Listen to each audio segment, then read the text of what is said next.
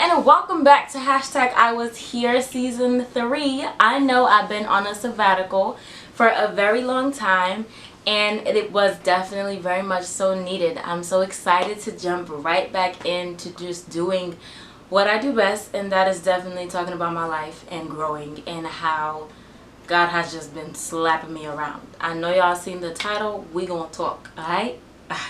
Alright, so y'all, based on my title, PA school, the last few months your girl has been depressed, like completely checked out of it. A lot of people that have been around me kind of probably sensed it, probably didn't. I'm very good at hiding it, which is a bad thing, but it's been difficult, y'all. Like, let's talk about that school. Alright, so boom, I signed up for PA school. Now, the reason behind why I signed up for PA school and not directly medical school was because I was thinking, I was like, dang, if I go to medical school, I'm going to be there for mad long. I'm going to be sitting, learning, absorbing for a long period of time. I don't want to do it, you know. And during that time frame of me just kind of saying, nah, I want a quicker and, you know, pretty faster route, my father, of all people, was telling me stuff like, no, that's not what you wanted. That's not what you were supposed to go for. And before I even signed up for PA school, I had already knew, like, I wasn't gonna get in. And literally, like, before I signed up, I said a prayer before I sent in my applications. And basically in that prayer, I was like, yo, God, help me out, help me to get in, yada, yada, yada. And like in that, when I ended that prayer, I kind of felt like I had already known I was not getting in. And it's not because I didn't have the grades. It's not because I wasn't qualified. It's just because that wasn't the plan that God had for my life, and that wasn't the plan that He had set in my mind for my own personal life. And after I decided, you know, after I got those rejection letters, it was a slap in the face, slap everywhere. I'm like, yo, Steph, you could have got in. Why didn't you get in? Like, you know, you start to doubt yourself, you start to see yourself as less than, you start to think of 1,000 things that you could have done differently. And in doing so, actually had a conversation with one of the deans of admissions at one of the schools that I applied to. And they called me and said to me, you know, hello, is this Stephanie Toussaint? Just wanted to formally have a conversation with you. And I'm like, oh, okay, like, what's good? What's going on? Why are you calling me? Like, are you calling me to tell me I got in? Isn't that illegal? Whatever the case may be. And basically in that conversation, she says to me, you know, we've been observing you. You know, they observe your social media, guys. Number one, pay attention to that. But they were like, we've been observing you. We noticed that, you know, your demeanor, the kind of person that you are, your kind of character kind of comes off more as a nurse rather than a PA or a doctor. And she was like, I've been doing this for 25 years. I believe that you should be, you know, a nurse.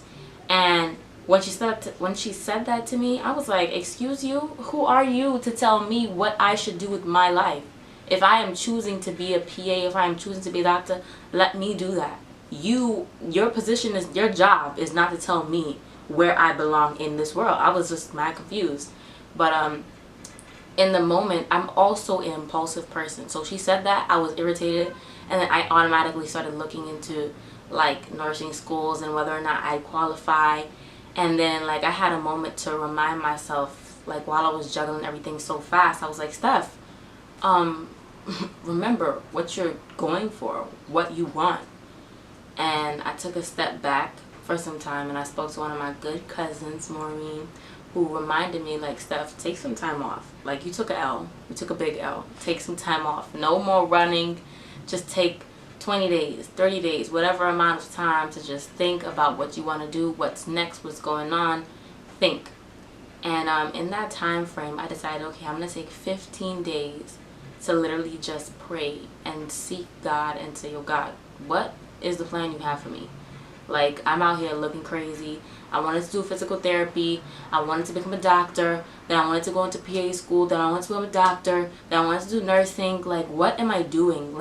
Help me to get it together. Because I was, like, all over the place. And I took 15 days just praying and fasting every single day, like, God, show me what you want me to do, show me the plan that you have for my life, show me your provision. And in that time frame, on day 11, I feel like I kind of got confirmation that for me to become a doctor and actually just go straight for medical school was what, the plan was. And the reason why I say I feel like I kind of got confirmation was because I was praying and I felt like God was telling me stuff. You already know what you want to do, but you're just moving in fear. That was, how I felt that I received a response in prayer. And then the same exact day, maybe coincidence, maybe not, I watched a YouTube video by this, I don't remember her name, but this girl, she was talking about like a faith-based approach versus a fear-based approach.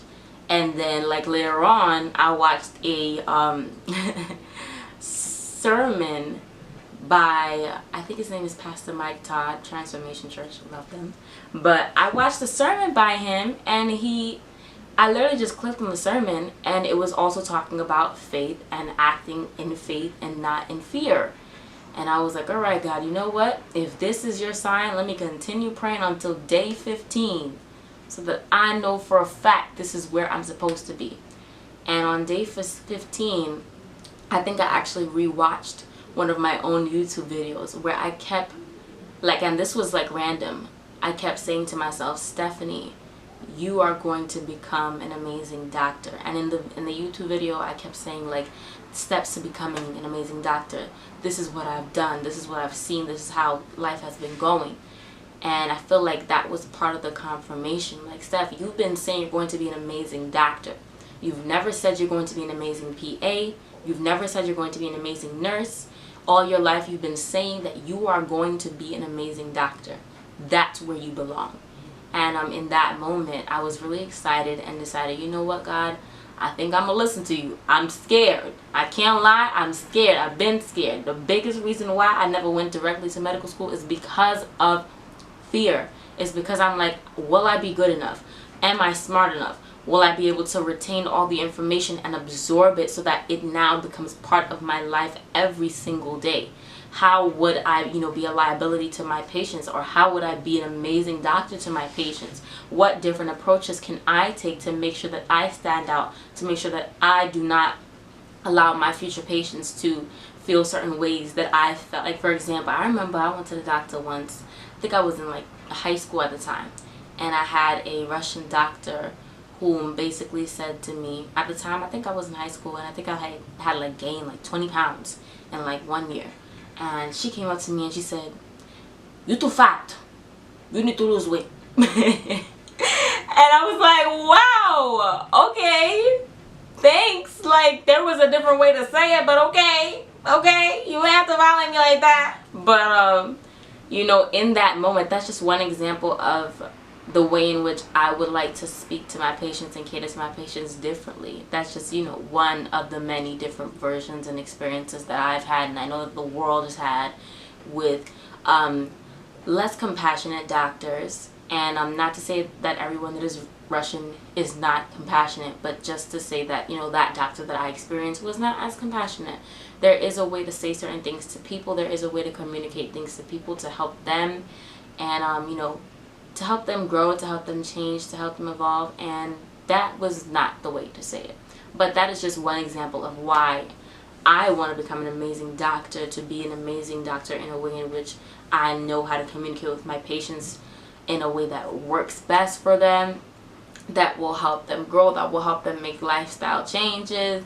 Even though she said that to me and I hurt my feelings, but it did not help me, at the time. I took that and I was hurt and I just kept eating. I literally just kept eating.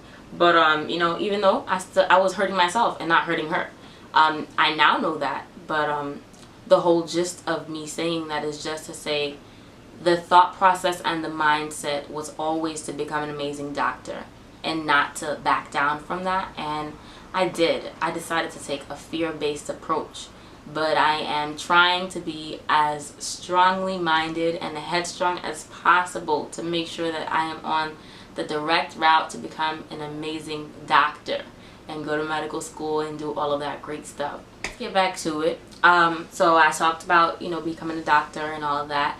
But now to my viewers who've been watching me for a minute, who really want to know, like, why aren't you posting as much? I feel like I decided to take a step back from posting because I know that I feel like I was losing, I feel like I was losing my touch. I feel like I was kind of going on with the trend of what's new, what people are interested in, and not what the whole basis of my YouTube channel was about.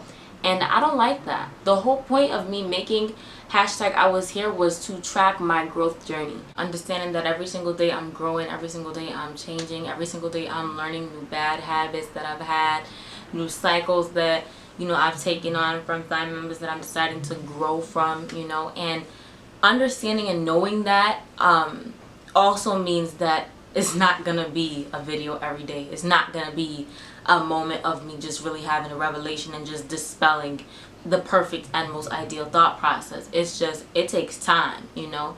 And for me to give quality, I gotta take my time. So from now on, I am gonna drop videos. For the next few weeks, I'll definitely be able to drop more consistent videos because I have so much time backed up.